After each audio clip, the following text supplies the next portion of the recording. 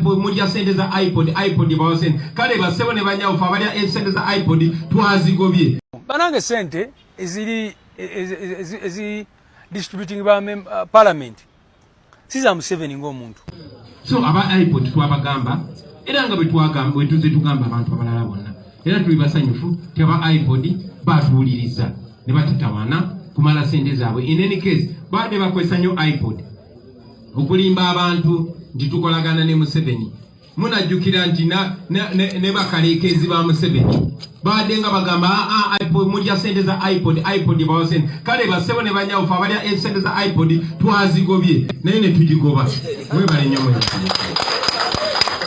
bigambo ebyo byayogerebwa omukulu His Excellency Bobi Wine emyaka kati tuli mu 3 okuva emabega bukyabyogera bwe yagamba nti sente za iPod baali bazizize ate era mukadeke kamu n'okwetaba ne iPod oba kyoyinza okuyita mukago ogutaba ebibiina by'obufuzi byonna mu ggwanga era Bobi Wine takomyako ebbanga lyonna azzenga akyogera lunye nti tebalyegatta ku iPod ketonye kagwake. In fact tabadde His Excellency Bobi Wine yekka n'omukulu amanyiddwa nga deputy spokesperson w'ekibiina Waiswa Mufumbiro naye azzenga akyogera lunye nti bwe zibanga ssente ze zaagala okubamanyiiza bajja kuzeerekereza wabula tebajja kwegatta ku iPod. Bajja kubeerawo kifaananyi kya Gen. Yoweri Kaguta Museveni na Kyagulanyi Robert Ssentamu newe kinaaba kitegeeza kuva ku ssente. Bigambo byayogerebwa Alex Waiswa Mufumbiro gye buvuddeko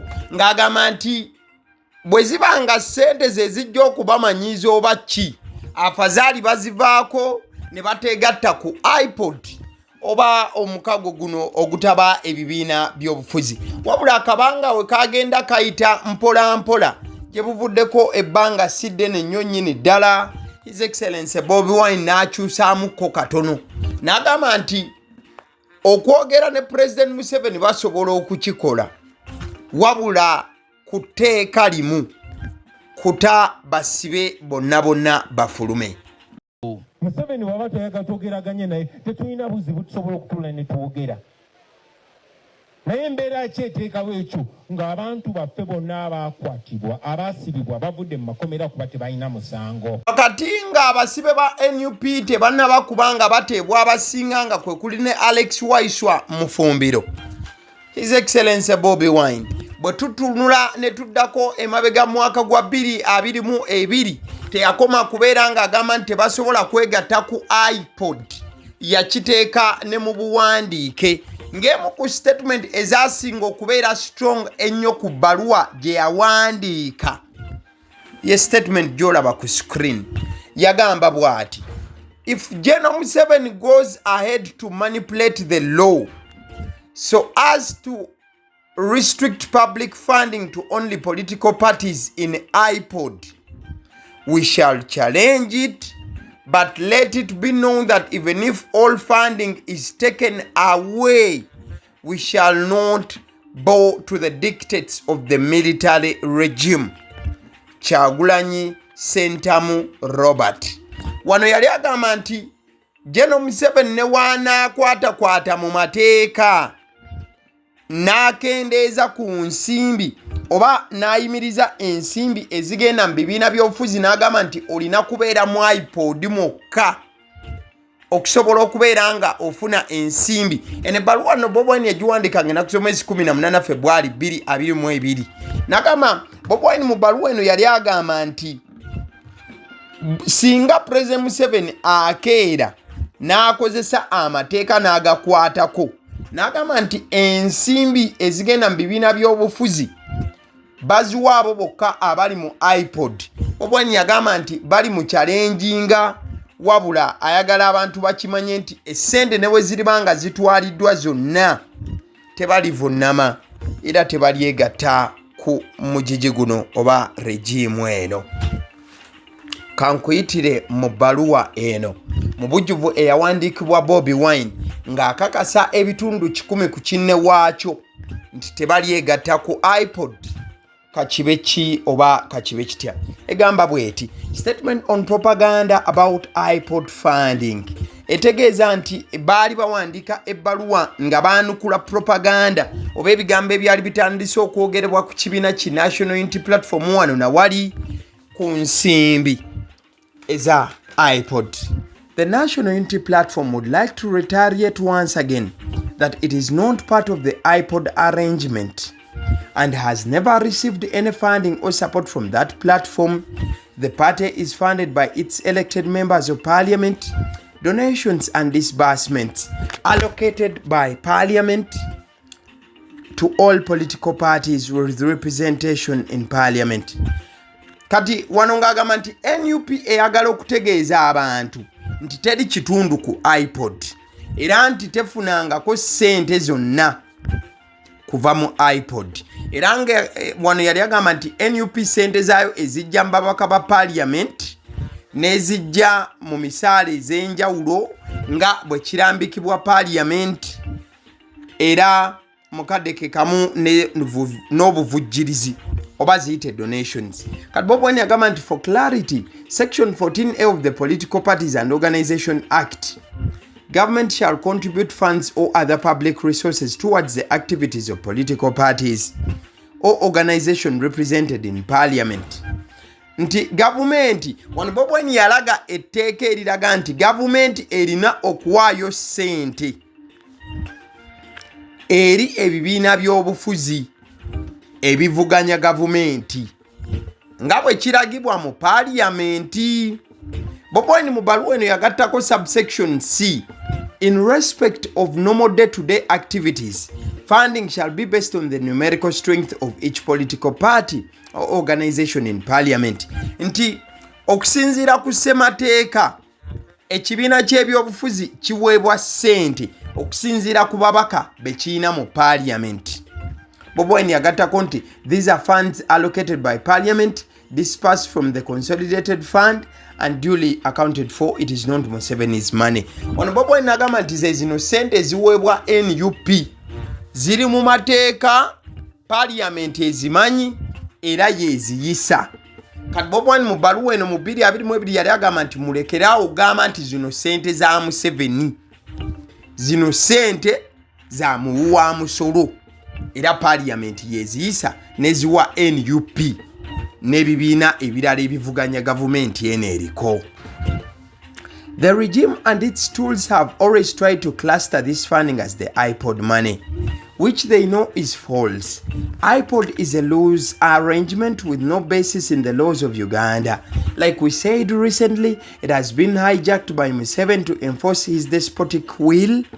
We deliberately decided to forego all the opportunities and resources it extends to its members for the sake of our principles and the values we represent. Wano Bob Wine yagamba nti government wamu n'ebikolwa byayo batandise okubanga ssente zaffe ze tufuna okuva mu parliament era eziri mu ssemateeka baziyita ssente za Ipod era nga bakimanyi nti kino kikyamu. Era Bob Wine mu bbaluwa eno yagamba nti Ipod kintu kiri awo ekitalina makulu. Yagamba is a loose arrangement with no basis in the laws of Uganda era nga tekirina na mateeka gali awo gategeerekeka gakitwala. Era n'agamba nti Mwami Museveni yali akozesa Ipod mu ngeri ye nga bw'ayagala.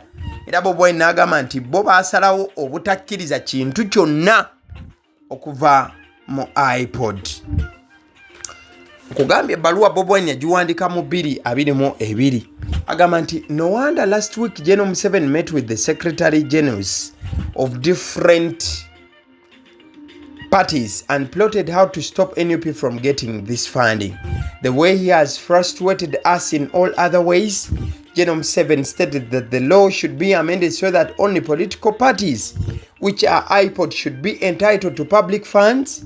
In other words, only those parties which accepted to talk and hobnob with him. Kati wano Bob Wine mu 222 yali yeemulugunya ng'agamba nti General Museveni yali asinganye ne ba Secretary General basabawandiisi b'ebibiina eby'enjawulo ne babaako bwe bayiiya okulaba nga NUP teddamu kufuna ku nsimbi zino. Era nti wano Mwami Museveni yali ateesa Parliament eyise ekiteeso nga okufuna sente zino lina kubeera mu Ipod. Kati ebbaluwa eno gyekkira Bobi Wine waagambira nti newe banaayisa etteeka lino bo tebajja kwegatta kwa Ipod. Wuliriza. Our reasons for not joining Ipod were clearly spelled out and need no repetition. The increasing instance of torture, abductions, illegal detention, and other forms of repression assure us that our decision not to join Ipod was well thought of. Ono Bobi Wine agamba nti ensonga yaffe y'obutegatta kwa Ipod eri kiriya era tetwetaaga kugiddamu okuwamba abantu n'okubateeka mu makomera nga tebawozeseddwa n'ebintu ebifaananako bwe bityo. Y'ensonga lwaki ffe tetwegatta kwa Ipod era nga ensonga eno twagirowoozaako nnyo nga NUP. Kati wano we wagattira kalike nabasomedde nga ntandika ebbaluwa. If General Museveni goes ahead to manipulate the law so as to restrict public funding to only political parties in Ipod, we shall challenge it. Nti singa Mwami Museveni akozesa amateeka n'atulemesa okufuna sente zino ng'agamba nti olina kubeera mu Ipod, ekyo tujja kukiwakanya. But let it be known that even if all funding is taken away, naye mukimanye bannayuganda nti sente zonna ne we zinaaba zituggiddwako, we shall not bow to the dictates of the military regime.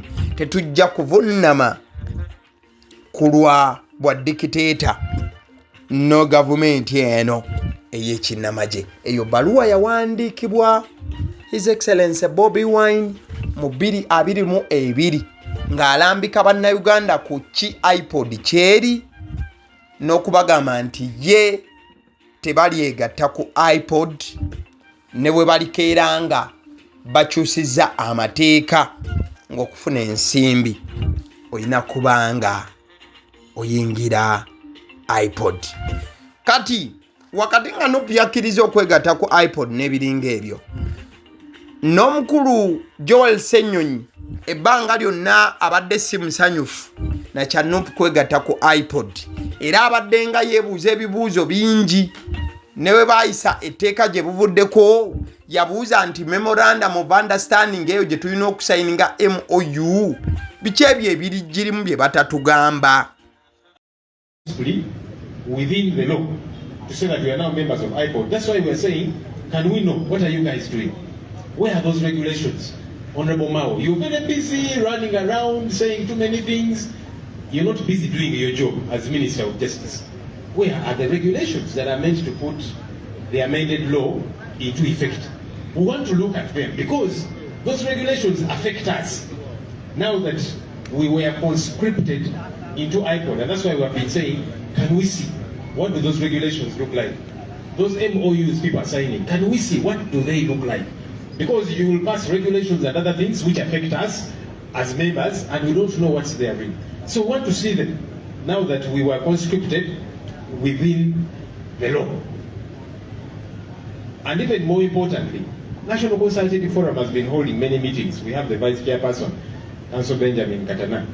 The matters that have been discussed there, to say let's free up the political space. Why does that not get to happen? And that's why we are pushing back against the regime to say now, we're seeing the NRM holding processions. We saw when they were taking back signatures for Mr. Museveni. Of course, they had all these empty trays, but there were very many. And they had people, in a procession. I did not see police react. If anything, police and the military were accompanying them nicely. The Electoral Commission who was saying, no, we don't want processions to our offices. They will come to them very nicely. Our hope is that next week, as we are nominating our presidential candidate, you will treat us in a similar manner. Yes, because we have the support and we are coming. Bigambo ebyayogerebwa Joel Ssenyonyi nga yeebuuza nti kati etteeka we liba limaze okuyita nga liraga nti NUP erina okwegatta ku Ipod, lwaki Mao tavaayo n'abannyonnyola mateeka ge balina kubanga bagoberera, n'abannyonnyola ebbaluwa eyo erina okusayiningibwa nga weegatta ku Ipod oba giyite memorandum of understanding, biki ddala ebirimu n'ebigwa mu line efaananako bw'etyo. Wabula Mao bwe yavaayo okubaako bw'ayogera wano na wali ng'ayanukula ekya NUP okuvaayo n'egamba nti teryegatta ku Ipod era teyagala. Mao yagamba bano nti teri kubawa ssente oba baagala oba tebaagala. Ebibiina ebigenda okufuna ssente ezo bye bibiina 6. NUP tegenda kufuna kubanga yo teri mu Ipod. Ali kakwakulizo akayogerebwa Mao nga Minister wa Justice wabula ng'ateera mu mazima byali mu buwaayiro obwayisibwa mu Parliament mu the Political Parties Amendment Bill. Kati olunaku olwaleero David Lewis Rubongoya azzeemu n'ayanukula era n'ayatula ku nsimbi zino oluvannyuma lw'okuba nti NUP yakkiriza okwegatta ku Ipod. Agamba nti bano abasajja balekeraawo okubusitinga zino ssente si za mwami Museveni wabula ssente za muwi wa musolo. Omukulu David Lewis Rubongoya here. Banange ssente ezi distributing ba parliament si za Museveni ng'omuntu. Ssente ezo za muwi w'omusolo. Era mu mawanga over 100 countries amawanga agasukka mu 10 mu nsi. Amawanga ago gafundinga political parties okuzisobozesa okutambuza emirimu gyazo okusinziira ku numerical strength. So bano ba NRM balimo ogezaako okubawuddisa n'okubaloozesa nti invention yaabwe nedda. Ssente zibeera allocated by parliament zigende mu biina by'obufuzi bisobose okukola emirimu gyazo newankubadde tubadde tuwakanye ebbanga lyonna system gye bakozesa okudistributing ezo ssente. Bagenda maliriza nga NRM etwala 75% yezo ssente ate nga byonna bye bakola kwegamba bo baagala kibenefiting ebbo. Era ne ssente zino NUP zebadde efuna mu kuleeta lino etteeka ekigendererwa kyabwe kibadde nti ssente ezo babeere nga bakola ki be batwala share yazo kubanga singa NUP ebeera tesayinize statutory instrument bwe befulumye NUP netegatta ku Ipod erimu department mu NCF kiba kigala ssente ezo NRM still egenda kutwala 75% yazo. Oye David Lewis Rubongoya nga annyonnyola olwaleero kiki ddala ekyandituusewo singa NUP yasigadde ng'egaanye okwegatta ku Ipod. Agamba nti amazima NRM ebadde egenda kulya ssente NUP zeebeera erina okufuna nti byandibadde etwalako ate ebitundu ebirala 75 ku buli 100. So nabwe ekityo NUP yabadde tesobola kubanga ekkiriza NRM okutwala ensimbi ezibaweebwa mu ssemateeka ezirina okubanga bazigabana. Era David Lewis Rubongoya mukadde ke kamu agaseeko nti NUP amazima ekoze bulungi nnyo mu ssente zino eziweebwa ebibiina by'ebyobufuzi era nga balina ebitebe 3 bweddu byonna byava mu ssente zino. Bamuntegeera ssente zaalibadde zigenda eri NUP nazo still baagala 75% yezo ssente. So saagala omuntu alowooze ssente ezo za Museveni oba ki. No, ssente ezo za ggwanga za muwi w'omusolo. Ekirala ekisingira ddala obukulu NUP kyekibiina kyokka ekirazi accountability ezo ssente. Kati watwogerera mukimanyi tulina ebitebe 3 mu ggwanga ebisinga obwakabi n'ebitebe byaffe byonna betulina mu bitundu by'eggwanga ebyenjawulo. Tubadde tukozesa ssente ezo eziri allocated by parliament okufuna buli kimu kyonna kyetufunye ng'ekibiina n'okukola emirimu gyaffe. Naye kaakati okumala emyezi 5 ssente ezo baziggalawo. Mwawulidde gye buvuddeko nti bagenze abakakiiko k'ebyokulonda irigale nga tebatambulidde ku mateeka ne bazigabira ebibiina byonna ebirala NUP ne bagireka ebweru. Kyekyatwaliriza okufuna meeting n'akakiiko k'ebyokulonda ne tukabuuza musinzidde ku ki okukwata ssente ezo ne muzidistributinga. Bo ne bagamba nti bano ba Ipod batugambye nti abaasayininga MOU betulina okuwa. Kati ntubagamba kale bwe mugamba bya MOU kiki ekitaliiwo naffe katugisayininge. Naye nga bwe nkugambye era tumanyi bulungi nnyo nti banoonya excuse zonna okulemesa National Unity Platform. Wakati nga David Lewis Rubongoya ayongera okukakasa n'okukatiriza nga NUP bwe yakkiriza okusayininga empapula zonna okwegatta ku kikungu oba ku mukago ogutaba ebibiina ogwa Ipod. Omuntu abadde asinga okwesunga NUP okwegatta ku Ipod era nga abadde afuuyirira lunwe n'okusaba Mukama enkya n'eggulu ye mukulu Nobert Mao. In fact yagamba olunaku lujja nakukya agenda afukamire wali ekavule abegayirira abagambe nti Bobi Wine ne banno munange mujjemu Ipod. Ready to go to Kavule and kneel and beg and say, please, you represent an important constituency in Uganda. It doesn't matter whether you are saying what, but you are part of our body. So I'm willing to kneel before the political parties for the sake of the future of Uganda. Wabula wakati nga Nobert Mao yalaga omutima ogwagala NUP yegatte ku Ipod era nga yalaga n'obwagazi n'obwetaavu bw'okuba nti asobola n'okugenda n'afukamira ku kitebe. Tetukyerabira nti Nobert Mao ebbanga lyonna azze akolokota NUP era nga n'abakulu mu NUP bazzenga bamuddiza. Kati ekibuuzo Mao azzenga akolokota NUP okufiirawo. Kiki lwaki era abadde nga afiirawo okulaba nga NUP yegatta ku Ipod? Mu parliament oyinza ogamba nti oba FDC yali tekulembera bulungi naye kati okuteekawo NUP tulinganga abafulumiza abanaanagira kati ne tuleeta bakasiru bennyini. Fact Mao ono takomye ku kyakugamba nti NUP bakasiru wabula emirundi mingi okuvaayira ddala eri emabega nga akyali mu DP etanneegatta ku NRM azzenga akyogera lunye nti NUP eri kitundu ku NRM era nga azzenga abayisaamu amaaso mu layini efaananako bwetyo. And we thought we would work together. We didn't know that these people actually were working for some elements within NRM. That's why I have called out NUP for being an NRM project. Actually, if NRM was honest, NUP shouldn't even be on the register of political parties because they have a fake constitution. They had no delegates conference. All those people who were elected on NUP should become independents. But NRM is guarding NUP because they need NUP. They need a party like NUP which is incompetent, which is inept, which cannot challenge it. So NUP works for NRM, NRM works for NUP. And I have evidence to prove it. Ebyo bye bimu ku bigambo ebyesittaza owa NUP bw'abanga abiwulidde ebize byogerebwanga omukulu Nobert Mao. Nobert Mao ye chairperson wa Ipod oba ye yakwasibwa obukulu bwa Ipod. Ipod yeno NUP gye yasazeewo okwegattako agitwala ye Nobert Mao. Ababiri babadde tebali makambugu NUP wamu ne Ipod. Kati ekinaddirira osobola okuwandiika mu comment section.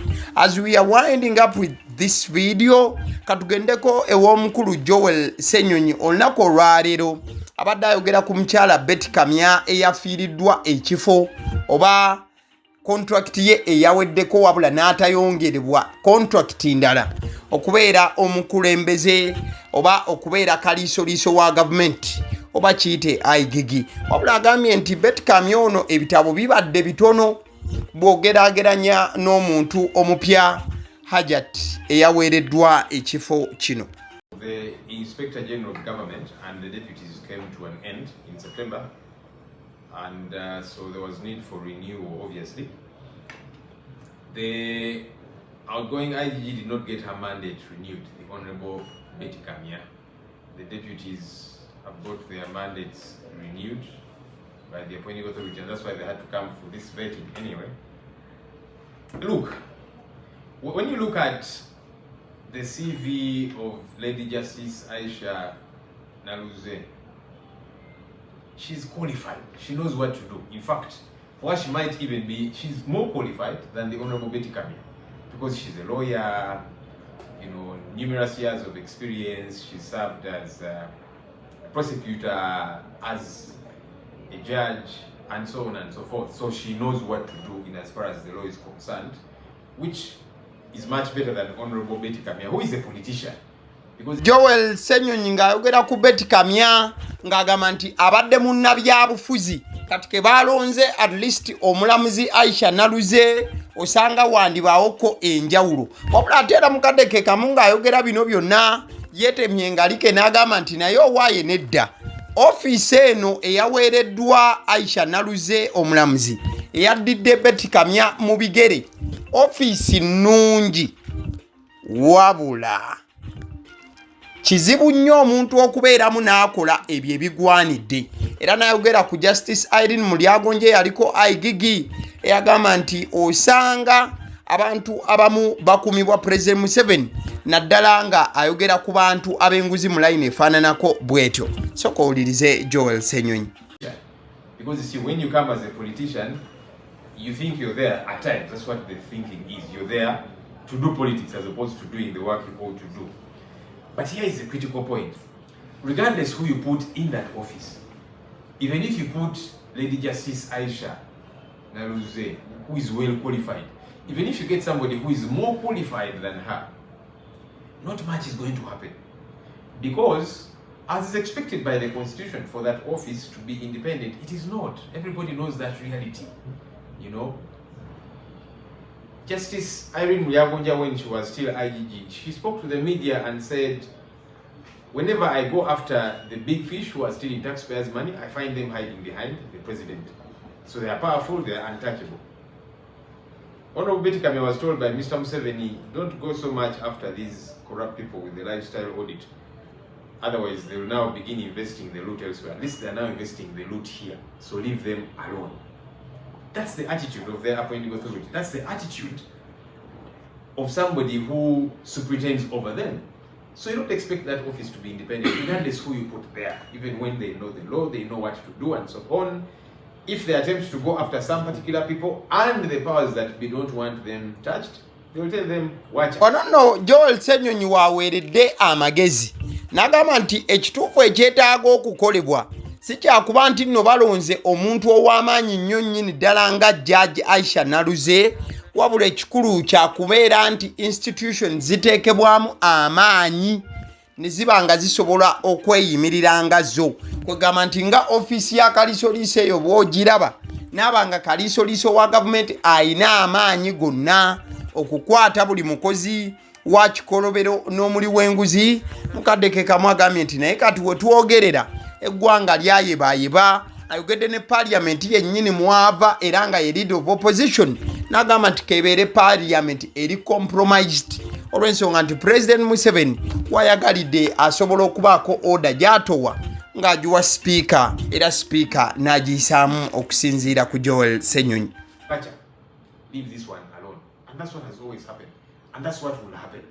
So the remedy for me is not just about putting somebody who is more qualified in this office and so on. We've got to build strong institutions. That's the only way. Because when you have strong institutions, then you know they will function, they will be independent, and they will be able to operate.